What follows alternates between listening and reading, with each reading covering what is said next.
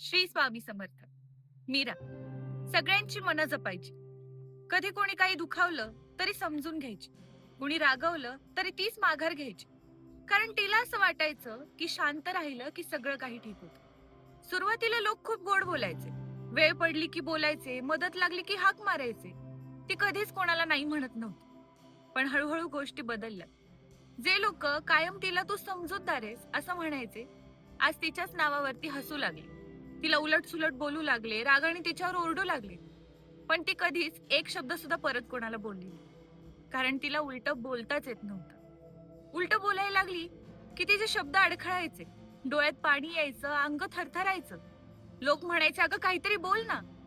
पण कुणाला माहिती, तिच्या गळ्यात शब्द अडकून बसायचे. तिला वाटायचं की जर का ती काही बोलली तर लोक तिला सोडून निघून जातील. म्हणून ती शांतपणे सगळं काही सहन करायची. पण रात्री मात्र एकट्यात रडायची. एक दिवशी मात्र तिला असह्य झालं. ती स्वामींच्या फोटो पुढे बसली, प्रचंड रडली. पण यावेळी सुद्धा तिच्या तोंडातून एकही शब्द फुटला नाही. मनात मात्र एक प्रश्न होता की स्वामी, मी चुकतीये का? त्या शांततेमध्ये स्वामींचा भावार्थ उमटला. स्वामी तिला म्हणाले की तू शांत आहेस म्हणजे तू कमजोर नाहीस. पण स्वतःवरती झालेला अन्याय सहन करणं म्हणजे भक्ती नाही. तू कायमच लोकांची मनं जपता जपता स्वतःचं मन विसरलीस. आणि म्हणूनच लोकांना वाटलं की तुला दुखवायला मोकळीक आहे.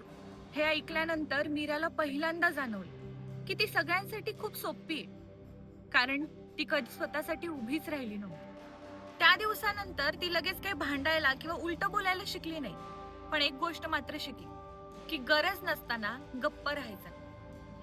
तिचा आवाज अजूनही हळूच आहे, पण आता तो थरथरत नाही. आणि आधी जे लोक तिला नावं ठेवायचे, तिच्यापासून सावध झालेले.